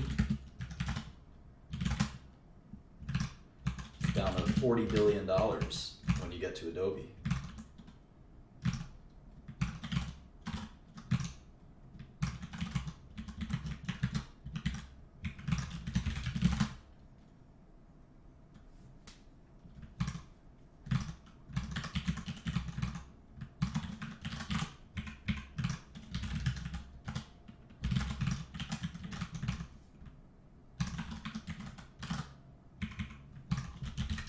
So you see how few of these giants there are. Most of these $100 billion companies, there's only about 12 $100 billion plus tech companies. I think there are more than that in healthcare, but there's no $500 billion company in healthcare. The biggest one is Johnson & Johnson, which is $300 billion. So healthcare has a bunch of those. Tech has three of those. We only have one in healthcare, but we've got a bunch of $100 billion companies. A couple more, probably 5 or 10 more than tech. Yeah, Netflix is here somewhere. Although the search I did didn't give us Netflix. I don't think we got Samsung in here. It wasn't a perfect search. We have to go back and evaluate how we did that search.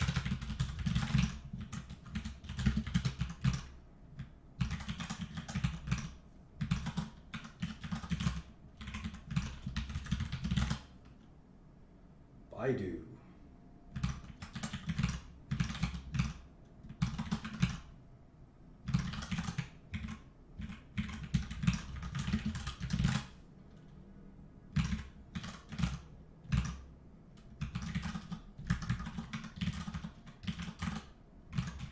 Here's the yen now. It's like 110, 113.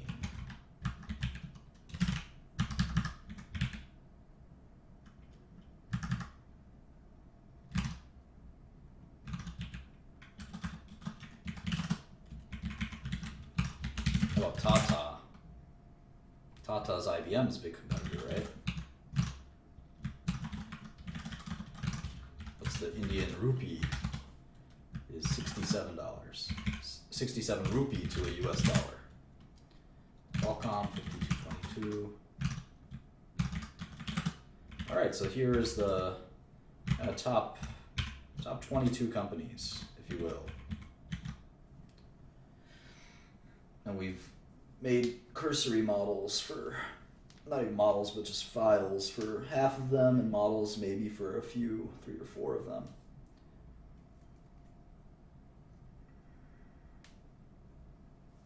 What's Etisalat? This is a UAE listed company. Emirates Telecom. We're going to move this to the telecom companies.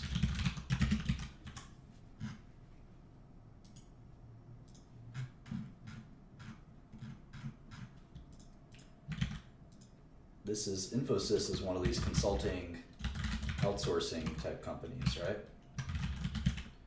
This ticker is Info, but it also has that ticker in India. Same thing with ASM Lithography.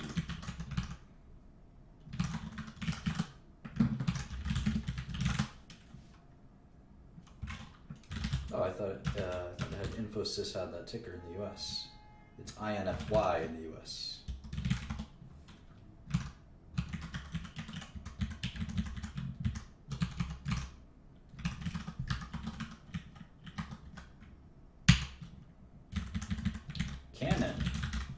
Canon is like a copier company, right? Office electronics.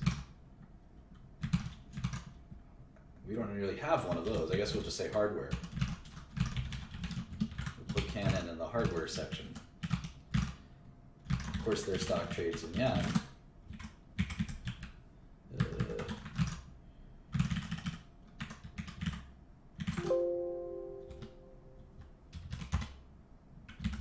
Nokia, we all think we know what Nokia does, but it's not totally clear.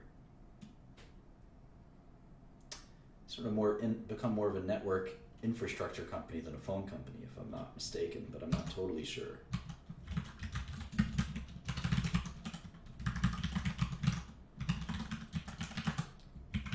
I guess I can just write networking equipment for now. Cognizant is another consulting company, CTSH. This is an outsourcing type of company. Yahoo, we all know what that is. The world's worst run internet company. Yeah, no, I can do the Bloomberg thing, but it's not going to translate when I upload the file to people who don't have Bloomberg.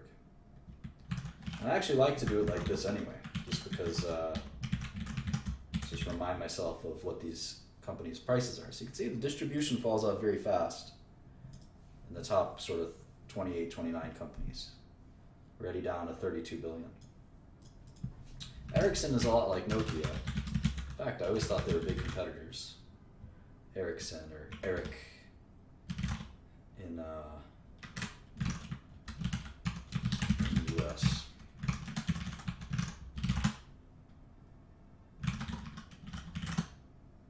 China Unicom. I don't know what China Unicom is. Is it a carrier? Yeah. Let's move that down to here. Hewlett Packard Enterprises.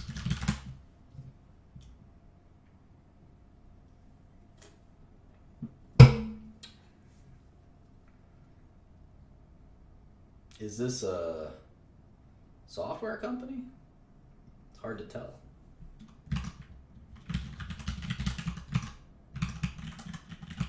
Have to look into that. NXP Semiconductor, that's a cool company.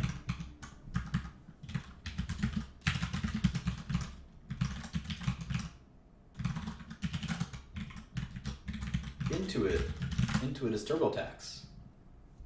Basically TurboTax, right?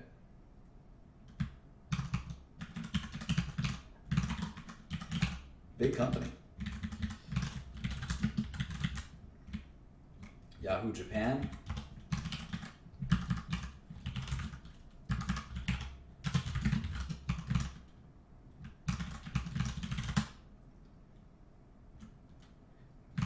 Yahoo Japan is almost worth more than Yahoo.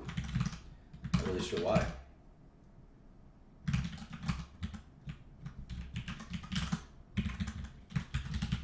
Applied Materials is a semiconductor manufacturing equipment maker. They actually make the stuff that TSM and Intel buy. I guess lasers or something.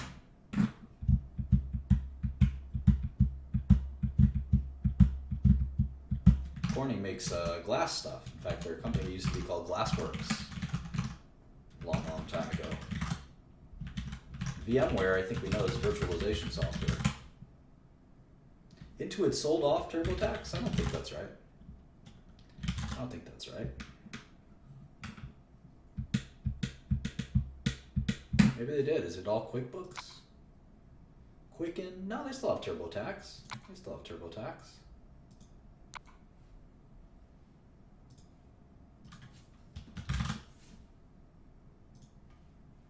All right, VMware.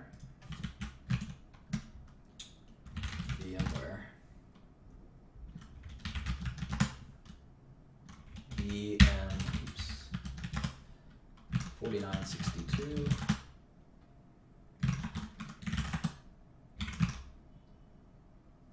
Oh.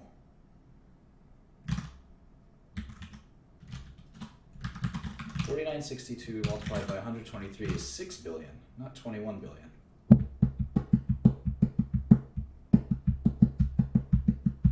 This is the Class A shares.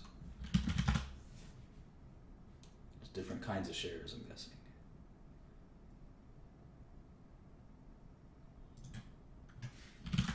There's these shares that are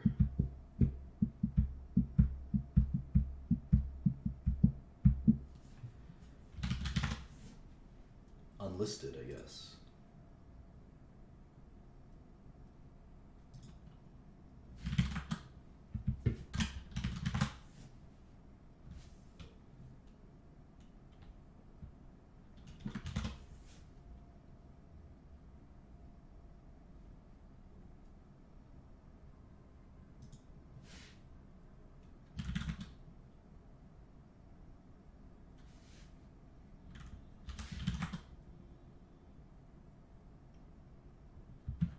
Class B shares that don't trade. So we'll work on the VMware's shares outstanding in a second. Oh, here we go. EMC is 300 million of them. So you got the 300 million of the B shares, and you've got 123 million. So that's 423 million. That's why it's a $20 billion company. ARM Holdings. What do these guys do? Looks like they make semiconductors. I don't know anything about them though. And that's a London stock.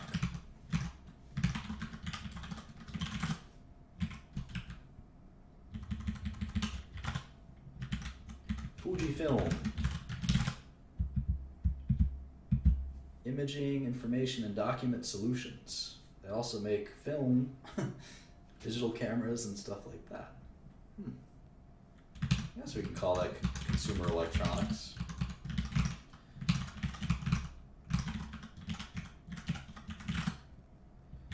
Wipro, that's another Indian offshore consulting company. What's that Indian rupee? It's like 50, 67. Okay, SK Hynix. That's one of these Korean. Let's see. This is the only Korean company we've seen thus far. They make DRAM. How about that? And look at their stock price, 30,000 won. A won is like $1,000. 1,000 won to $1, I think. Let's see, KRW, right? Is 1,200 won to $1. That's the first Korean company we've looked at.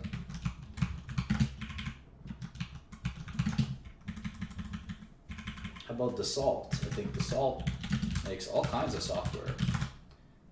Dassault makes all kinds of software. I think they make a lot of like technical software, like 3D software. It's a French company.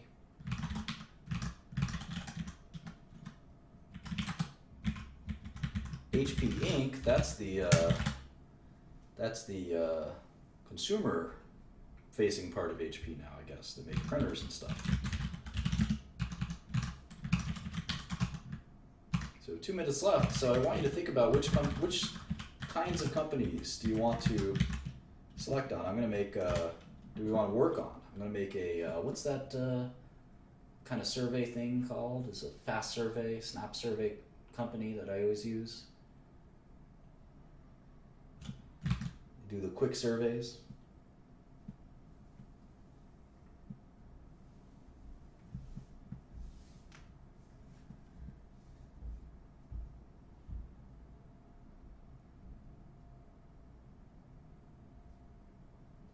I forget what that thing is called. Not Survey Monkey, Straw Poll. There we go.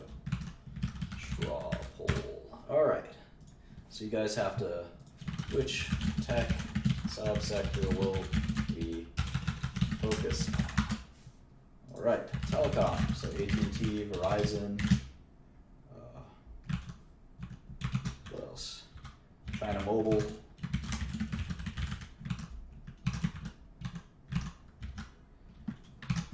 Internet. So we'll do Google, Facebook, Amazon,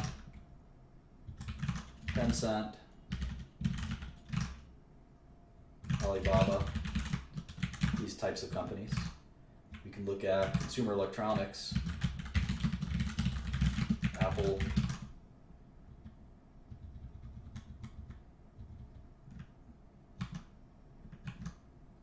maybe group that with semiconductors. Consumer electronics plus semiconductors. Group that together. They kind of make sense, right? They feed into each other, don't they? Intel, TSM, Qualcomm.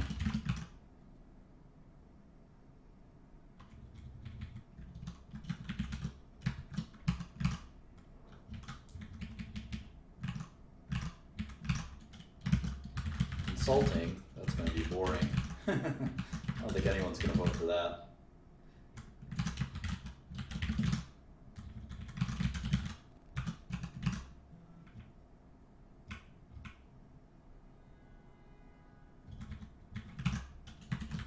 business software, Oracle, SAP, CRM.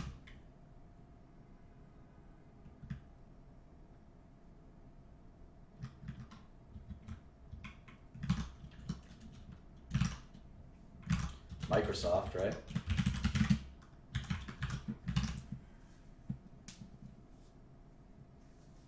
think we sort of divided tech pretty appropriately. Networking.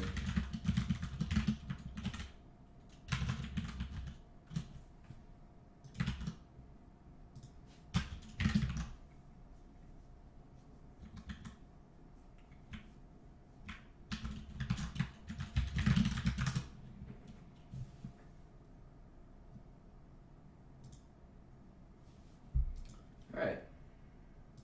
Well, think carefully about which one you want to look at for the next several months together. We're going to go on a journey, and we're going to sort of graduate from basic stuff to more difficult and deep dive analysis. That'll be a lot more interesting. And maybe we'll actually act on our research and make some investments. I probably should talk to my lawyer and make sure I have some disclaimers and things like that. But is the link broken? The link is broken? Doesn't look broken to me.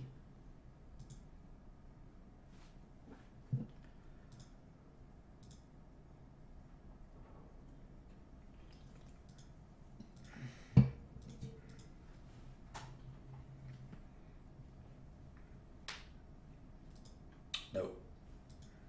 I'll show you my method.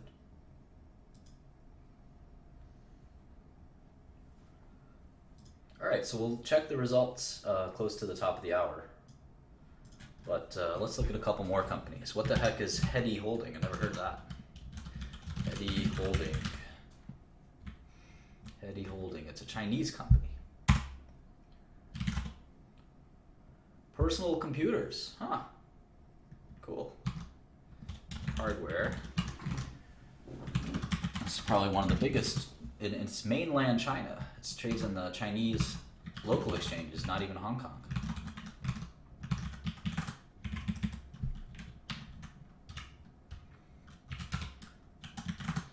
NetEase, that company's name is so familiar. NetEase.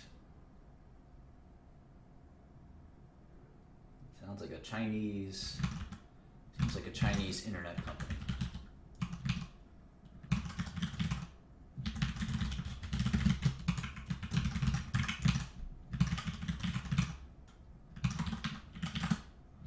Right, HCL Tech. I think that's a offshore company, yeah. Another outsourcing offshore company.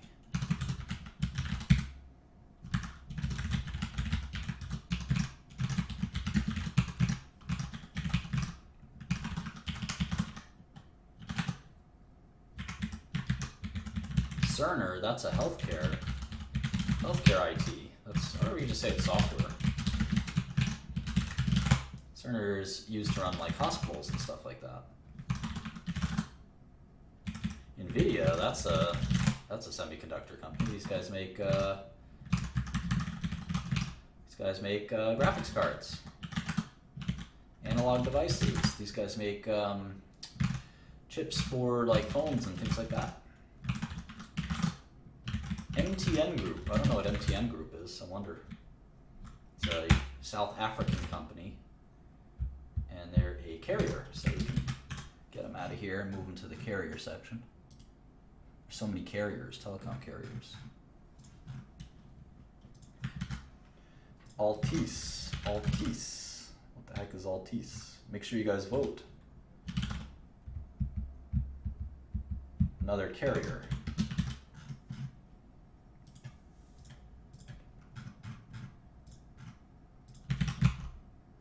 Sure, everybody's voting. We'll check the results in a few minutes. Who the heck is Naver Corp, Korean company. Naver Corp provides internet site with online game, Love this Korean, guys. This is an online game. You play.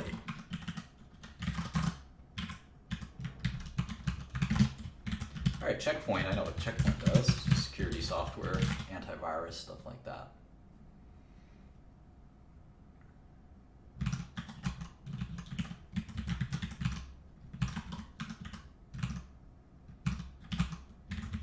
SanDisk, don't they do like, yeah, Flash?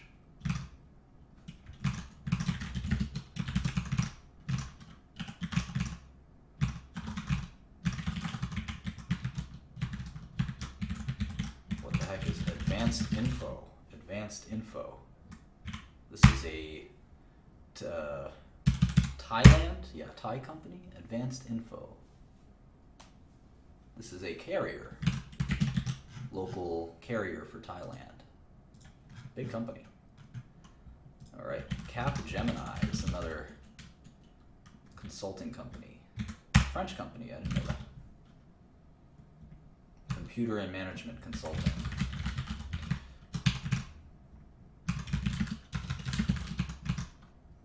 Those are the top 100 tech companies. All right, so let's check and let's see which is the sector that we're going to be focusing on. No, of course Kurt Cobain's credit card doesn't work. Come on. And don't interrupt the finance lesson with a irrelevant question. Okay, so these are the top 52 tech companies, and the 52nd one is a $15 billion company.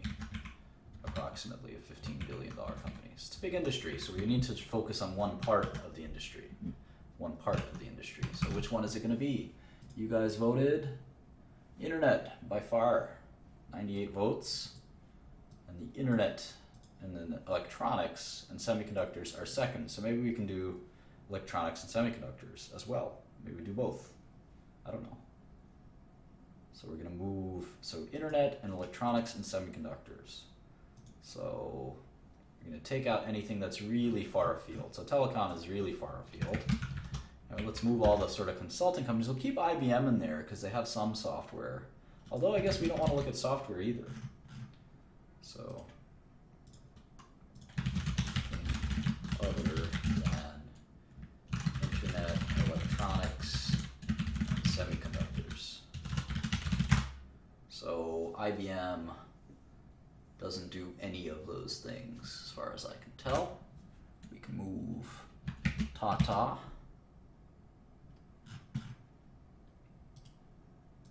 We can move Cisco, although, yeah, we can move Cisco.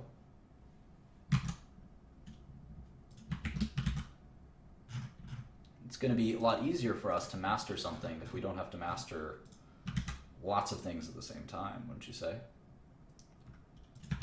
Corning. I don't think we're going to have to look at Corning. Definitely not going to have to look at Capgemini. Definitely not going to have to look at HCL or Cerner. Not going to have to look at Checkpoint, Dassault, Wipro. This makes it a lot easier. We can cover this ground, you know?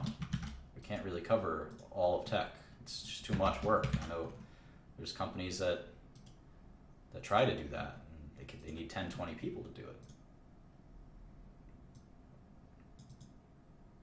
SAP and Oracle we're not going to cover, right? I'm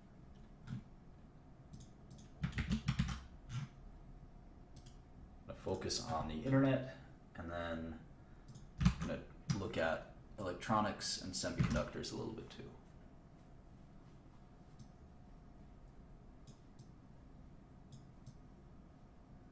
Hardware is not part of that picture. So no EMC. No SanDisk, no Ericsson, no Salesforce.com or Intuit, or Adobe. Put that all back here.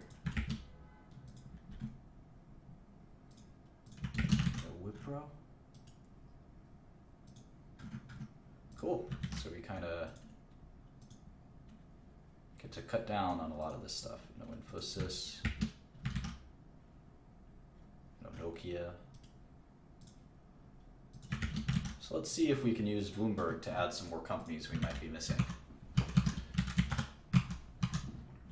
We're going to look at internet, e-retailers probably, right? Let's see if we can add sectors.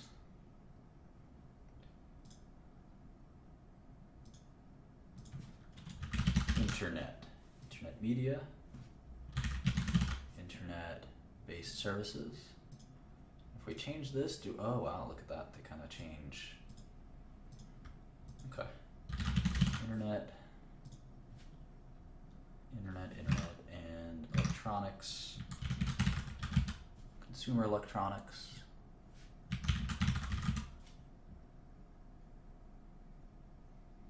Maybe office electronics, semiconductors,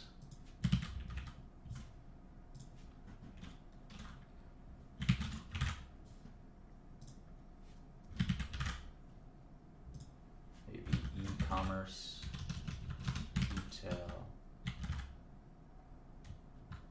e-commerce, discretionary, there we go. I'm missing anything else? Internet, e-commerce, semiconductors.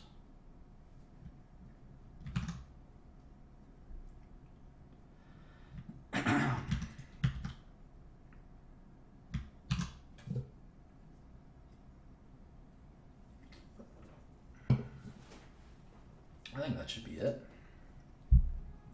There are 2,000 companies that match this criteria. Wonderful.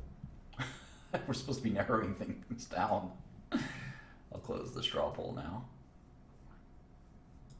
Priceline. There's one we missed. Priceline. We can kind of move the subsector stuff out of the way now. Priceline. What else? Netflix.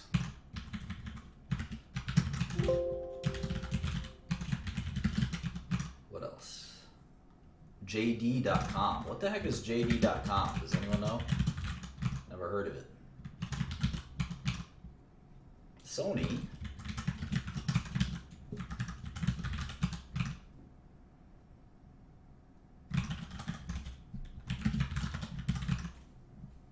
What else? eBay.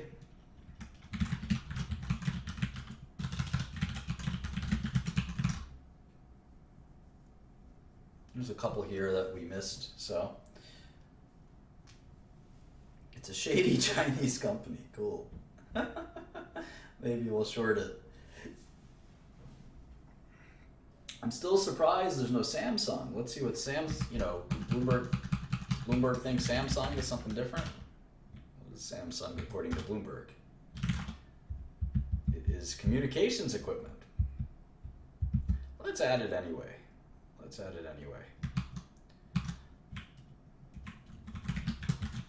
Samsung.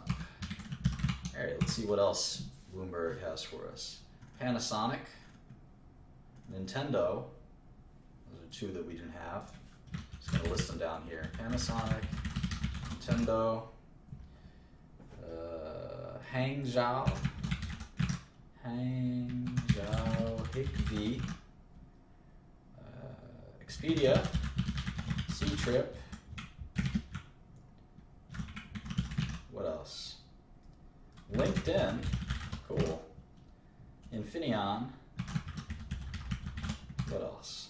Skyworks. Wow, that company's really grown, Skyworks. Rakuten, I know what Rakuten is. Lam Research, Xilinx, these are like both semiconductor companies. Micron, Twitter, that'll be fun. Micron, Twitter, MediaTek, KLA Tencor, these are such different companies. Maybe we'll just look at internet separately. KLA Tencor, Tokyo Electron, Linear Tech, Renaissance Electronics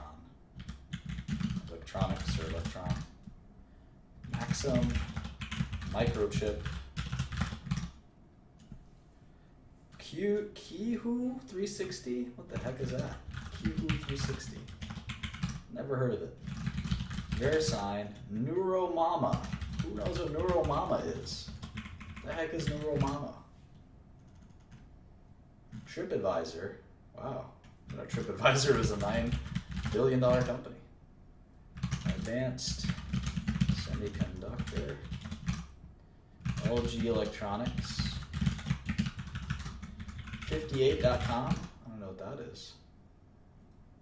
Zalando,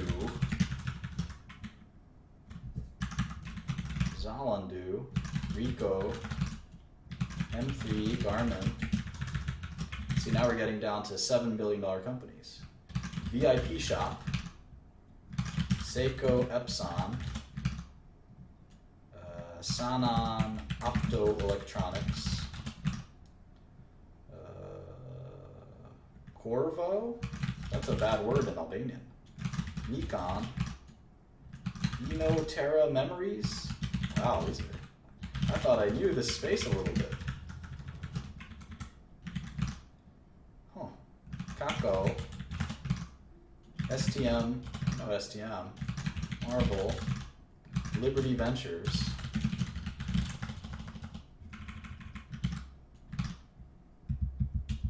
Auto Trader, Casio, Yuku, Sudal, and we're down to $5 billion market cap, so we're really getting down to the nitty gritty. Rightmove, we'll stop at 5 billion, so we're almost done. Rightmove, Goer Tech, United Micro, Rhea Group,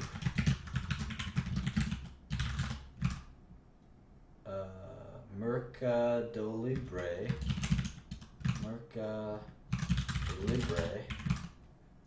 Romco, and finally GoDaddy. All right, so we have 88 companies to look at that are 5 billion or above in internet, semiconductors, and consumer electronics.